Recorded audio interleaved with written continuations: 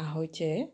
V dnešnom videu by som vám chcela ukázať jednu jednoduchú tortičku so živými kvetmi.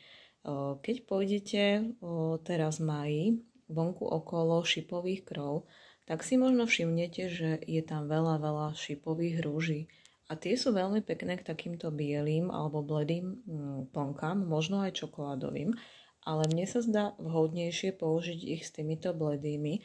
A môžete si úplne jednoducho vytvoriť takúto jednoduchú tortu. Je to taký menší priemer, ale dá sa to určite aj na väčšiu. Ja som chcela malinku, takže som urobila vlastne jednu menšiu tortu, jednu svetlú plnku a dozdobila som to dole vlastne mandlovými lupienkami a hore nejakými orieškami a ako spomínam, tými kvetmi. Ja ho budem vlastne servírovať zajtra, takže v podstate myslím si, že tie kvetinky mi krásne do zajtra vydržia jednoducho z prírodzenej vlhkosti, ktorú budú mať v krabici alebo teda v chladničke.